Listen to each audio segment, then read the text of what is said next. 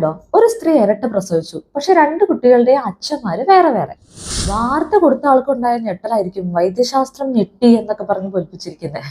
എന്നാൽ വൈദ്യശാസ്ത്രത്തിന് ഞെട്ടലൊന്നുമില്ല. സൂപ്പർ ഫെക്കൻറ്റേഷൻ ഒക്കെ നമ്മൾ എത്രയോ മുന്നേ പഠിച്ചിരിക്കുന്നു. അപ്പൊ ചില ഇരട്ട വിശേഷങ്ങൾ. ഇരട്ടകളെ കാണുന്നത് എല്ലാവർക്കും കൗതുകം തന്നെയാണല്ലേ, പ്രത്യേകിച്ച് ഐഡന്റിക്കൽ ട്വിൻസിനെ.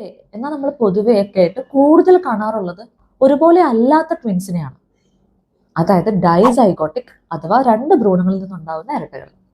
ഈ ഇരട്ടകൾ എങ്ങനെയാണ് വരുന്നത്? നമുക്കറിയാം, ഓരോ സ്ത്രീയും അവരുടെ അണ്ടാശയത്തിൽ നിന്ന് മാസം തോറും ഒരു എഗ് റിലീസ് ചെയ്യുന്നുണ്ടെന്ന്.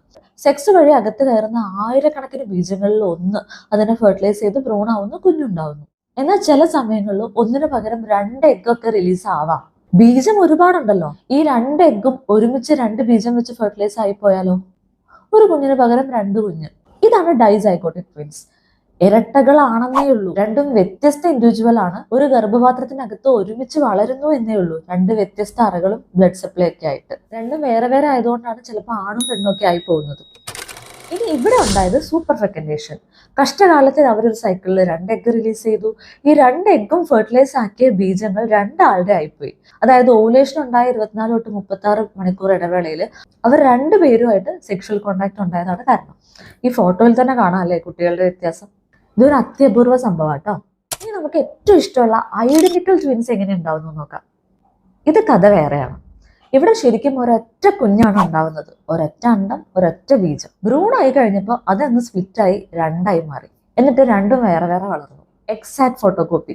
ഈ സ്പ്ലിറ്റിയിലൊക്കെ പൂർണ്ണാവാതെ വരുമ്പോഴാണ് പരസ്പരം ഒട്ടിപ്പിടിച്ച് സയാമീസ് ഇരട്ടകൾ വരെ ഉണ്ടാവുന്നത്. ഇവർ ജനറ്റിക്കലി ഒന്നാണ്. രണ്ടെണ്ണം ആയിപ്പോയെന്നേ ഉള്ളൂ. ഗർഭപാത്രത്തിനകത്ത് ഒരേ ബ്ലഡ് സപ്ലൈ ഷെയർ ചെയ്തിട്ടാണ് വളരുന്നത്. അതുകൊണ്ട് തന്നെ സെക്സ് പോലും സെയിം ആയിരിക്കും. അപ്പൊ കാര്യം പിടിയിട്ടില്ലേ?